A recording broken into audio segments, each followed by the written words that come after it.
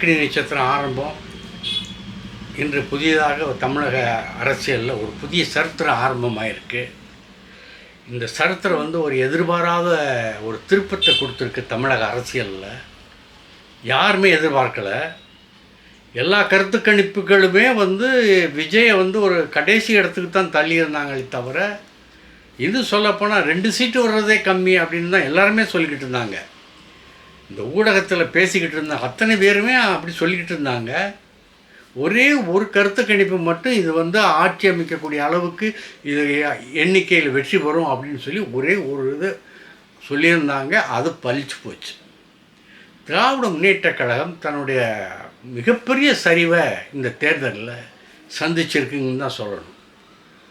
தளபதி தலகர்த்தர் என்றைக்குமே ஒரு படையில் தோற்கக்கூடாதுன்னு சொல்லுவாங்க.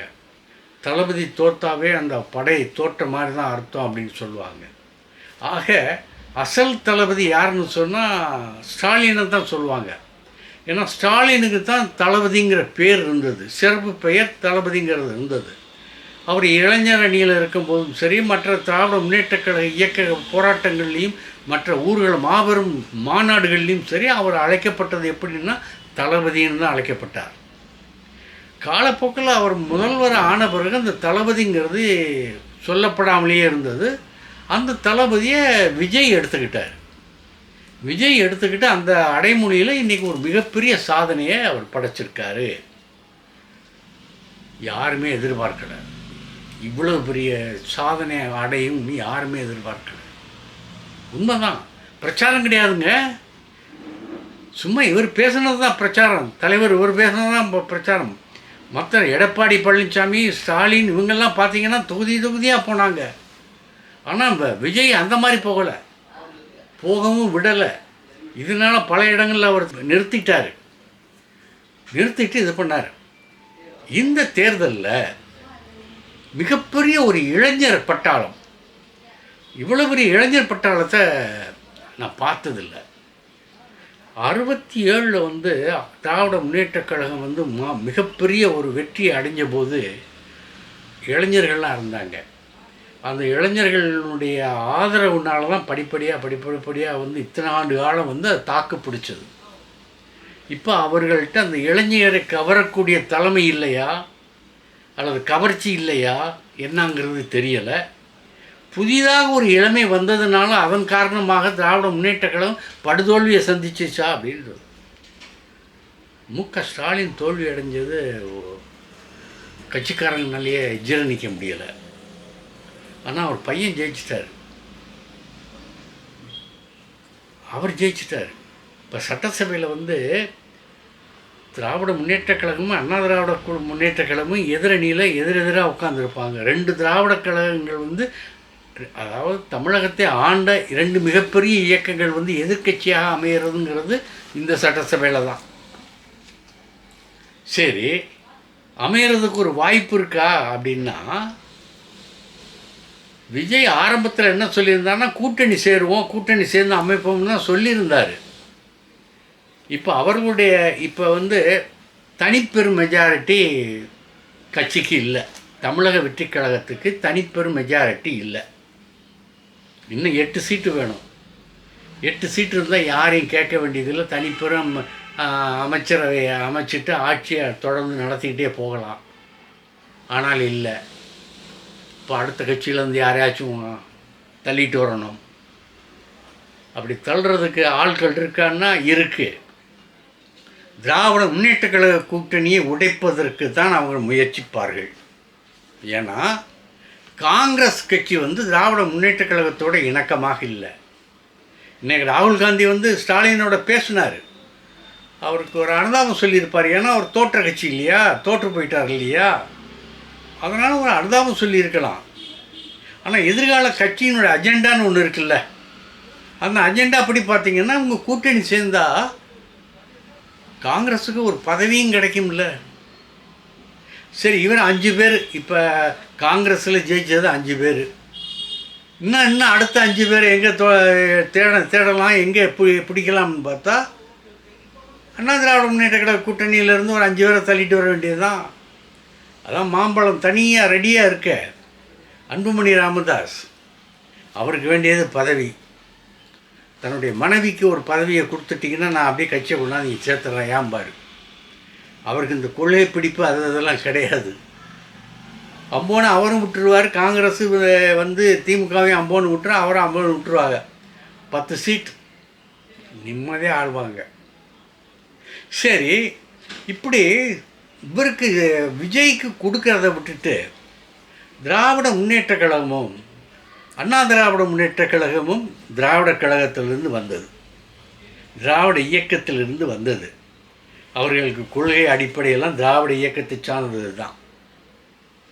திராவிட முன்னேற்ற கழகத்திலிருந்து பிரிஞ்சு போனதான் அண்ணா திராவிட முன்னேற்ற கழகம். அது தனியாக ஒன்றும் உதிச்சு வரலையே.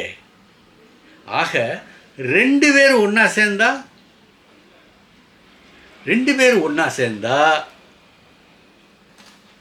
தமிழக வெற்றி கழகத்தினால் ஆட்சி அமைக்க முடியாது. ஏன்னா அது பலவீனமாக போயிடும். இது மிகப்பெரிய மெஜாரிட்டியில் வந்துடும். ஆனால் சேருமா? சேர மாட்டாங்க. எடப்பாடியார் விரும்ப மாட்டார். எடப்பாடி விரும்ப மாட்டாருங்கிறதுனால பிஜேபி சும்மா இருக்குமா? அவங்க வந்து இன்றைக்கி இந்த 2 திராவிட கட்சிகளும் ஒன்று சேர்ந்து ஒரு மிகப்பெரிய நன்மையை தமிழ்நாட்டுக்கு செஞ்சுருக்காங்கன்னா இந்த பிஜேபியை கால் உண்டவோட தடுத்துட்டாங்க. பெரிய பெரிய தலைகள்லாம் அடி, சரியான அடி. எல்முருகன் மத்திய மந்திரி அவுட், அக்கா அவங்க அவுட்டு, ஜெயிக்கலை. வானதி அக்கா, அந்த அக்காவும் அவுட்டு. தலைவர் அவரும் அவுட்டு. பாரதிய ஜனதாவை கால் ஊன்ற விடாமல், விதை ஊன்ற விடாமல், அந்த விதை எழும்பி வரும்போதே அதை தீர்த்து கட்டுற அளவுக்கு 2 திராவிட இயக்கங்களும் அதை முடிச்சு வச்சுட்டாங்க. ஆக தமிழகத்தில் பிஜேபி கால் ஊன்றணும்னா வேறு புதிய ஒரு அவதாரம், ஒரு புதிய சகுனி ஆட்டத்தை ஆரம்பிக்கணும். அந்த புதிய சகுனி ஆட்டத்தை எப்போ ஆரம்பிக்கும் அப்படின்னு சொன்னால் இதுதான் அவங்களுக்கு சரியான வாய்ப்பு, சந்தர்ப்பம் நல்லா கிடச்சிருக்கு. யார் கூட்டணி அவங்கள தூண்டி விட்டு கரைப்பாறை கரைப்பழிச்சுக்கு இதெல்லாம் பண்ணி அந்த குதிரை பேரமெல்லாம் நடத்துறது கெட்டிக்காரங்க. அதிமுகவை பயமுறுத்தலாம், அல்லது மற்ற கட்சிகளை பயன்படுத்தலாம், தூண்டி விடலாம், ஏதாவது ஒன்று செய்யலாம்.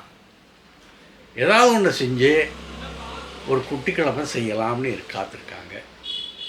இப்போ உடனடியாக ஒன்று செய்ய வேண்டியது என்னென்னா, முதல்வராக பதவி ஏற்றுக்கிடுவார்னு வச்சுக்கோங்க. அங்கே வந்து சட்டசபையில் தான் தன்னுடைய பலத்தை நிரூபிக்கணும். ஃப்ளோரில் தான் நிரூபிக்கணும். ஃப்ளோரில் நிரூபிக்கலைன்னா தான் அந்த கவர்மெண்ட்டு போகும்.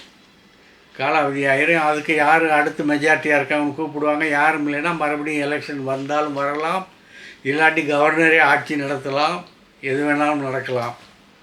இது எதை விரும்புகிறது பாரதிய ஜனதாங்கிறது அதனுடைய மனசில் என்ன நினச்சிருக்காங்கன்னு தெரியலை.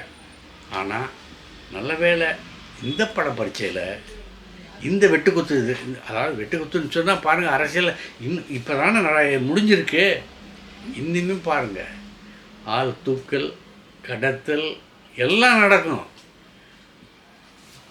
என்ன பண்ண போகிறோம் அப்படிங்கிறத காங்கிரஸ் கட்சி தெளிவாக சொல்லணும், பிஜேபி தெளிவாக சொல்லணும். அங்கே இப்போ ராமதாஸ் அவருக்கும் மகனுக்குமே பிரச்சனை. அன்புமணி ராமதாஸ் தன் மனைவிக்கு பதவி கொடுத்தா போதும் அப்படின்னு அவர் நினைக்கிறவர். இந்த லட்சணத்தில் நல்ல வேளை தேமுதிகவிலேருந்து அக்கா மட்டும்தான் வந்திருக்காங்க, வரப்போகிறாங்கன்னு நினைக்கிறேன். பிரேமலதா அண்ணி தான் வரப்போகிறாங்கன்னு நினைக்கிறேன். ஒரு சீட்டு தான் வந்திருக்காங்க போல இருக்குது. பாப்பா இன்னும் முழுமையாக வரலை. இப்போ இதுக்குள்ளே இதெல்லாம் நடந்துக்கிட்டு இருக்குது. ஆனால் தனித்து மெஜாரிட்டி அமைக்க முடியாது. தனித்து மெஜாரிட்டி இல்லைன்னா தமிழக வெற்றி கழகம் வேறு கூட்டணி சேர்ந்து தான் ஆகணும். அந்த கூட்டணிக்கான வேலைகளை விஜய் எப்படி கைக்கொள்ளப் போகிறார், அவருடைய எப்படி இருக்க போகிறது என்பதை பொறுத்திருந்து தான் பார்க்கணும். வருங்கால முதல்வர் விஜய் 2 தொகுதியில் போட்டியிட்டதன் நோக்கமே இப்போ தான் சிலர் சொல்கிறாங்க. அவங்களுடைய கட்சியை சார்ந்தவர்களே நம்மிடம் சொல்ல தகவல். அதாவது தலைவர் வந்து 2 தொகுதியில் போட்டியிடுவதற்கு காரணமே, ஒரு தொகுதியில் ஜெயிச்சுட்டா இன்னொரு தொகுதியை ராஜினாமா பண்ணணும்ல. அந்த ராஜினாமா பண்ண தொகுதியில் திரிசாவை நிறுத்தி வைத்து அவரை அங்கு ஜெயிக்க வைத்து தன்னுடையவுடன் சேர்த்து கொள்வது அப்படிங்கிற ஒரு திட்டம் தான் இருந்தது. ஆனால் அந்த திட்டம் தற்போது இல்லை. அது திரிசாவிடம் அவரே சொல்லிட்டாராம். அது நம்ம தளபதி விஜயே சொல்லிட்டாராம். இப்போ இன்றைக்கி விஜய் வந்து சந்திச்சிருக்காங்க நம்ம திரிசா. திருப்பதியிலேருந்து பிரசாதத்தை கொண்டு வந்து கொடுத்தவங்க நெற்றியில் அந்த பிரசாதத்தை வச்சு ஒரு ஹக் பண்ணி அப்படியே நம்ம நினச்சதெல்லாம் நடக்கும் அப்படின்னு சொல்லி சிலது பேசிவிட்டு அங்கே இருந்தவங்களுக்கு சில பிரசாதங்களை கொடுத்துட்டு திரிசா வெளியே போயிட்டாங்க. அதற்கு பிறகு தான் என்ன சொல்லியிருக்கிறாருன்னா ஸ்ரீ விஜய், நான் 2 இடத்துல போட்டியிட்டதற்கு காரணமே ஒரு தொகுதியில் திரிசாவை ஜெயிக்க வைக்கணுங்கிறதுக்கு தான். ஆனால் இப்போ என்னுடைய சிந்தனையில் வேறு ஒரு ஓட்டம் ஓடுது. ஆகையினால இப்போ திரிசாவை நிற்க வைக்க தேவையில்லை அப்படின்னு நான் நினைக்கிறேன். இன்னொன்று, மற்றவங்க சொல்கிற மாதிரி வேறு எந்த விதமான இதுவும் நான் செஞ்சுக்க மாட்டேன். மற்றவங்களாம் சொல்கிறாங்கள்ல அவர் கல்யாணம் பண்ண போகிறாரு அப்படின்ட்டு, அந்த மாதிரி எதுவுமே கிடையாது. எனக்கு அந்த நோக்கமும் கிடையாது. திரிசா என்னுடைய நண்பி அப்படின்னு மட்டும் தன்னுடைய நெருங்கிய வட்டாரத்தில் விஜய் சொன்னதாக இன்றைக்கி ஒரு தகவல் வந்தது. அடுத்து இப்போ காங்கிரஸோட பேச்சுவார்த்தை நடக்குது. அந்த பேச்சுவார்த்தை நடத்துபவர் யாருன்னு சொன்னால் விஜயினுடைய தந்தை எஸ்ஏ சந்திரசேகர். அவர் தான் காங்கிரஸ் பிரமுகர்களுடன் சேர்ந்து டெல்லி மேலிடத்துடன் பேசி கொண்டிருக்கிறார். இவருக்கு ஏற்கனவே டெல்லி மேலிடத்துடன் பேசிய அனுபவம் இருக்குது. ஏற்கனவே ராகுல்ஜியோட பார்த்து பேசி அப்போவே இளைஞர் காங்கிரஸில் விஜயை சேர்த்து அதுக்கு ஒரு தனி இடம் கேட்குற ஐடியாவெலாம் இருந்தது. அது என்னமோ தெரியல, அது ஃபெயிலியர் ஆச்சு. இவங்களுக்கு காங்கிரஸ்னால் ஒரு கணிசமான ஒரு அனுதாபம் இருக்குது, ஒரு ஆதரவும் இவங்க கொடுப்பாங்க, அவங்களும் கொடுப்பாங்க. பரஸ்பரம் கிவ் அண்ட் டேக் பாலிசி தான். சரி, பார்க்கலாம். இது உங்கள்கிட்ட சொல்லணும்னு நினச்சேன், பேசணும்னு நினச்சேன், மறந்து போயிட்டேன். இப்போ இது பிரிச்சேர்க்கையாக நான் உங்கள்கிட்ட சொல்கிறேன்.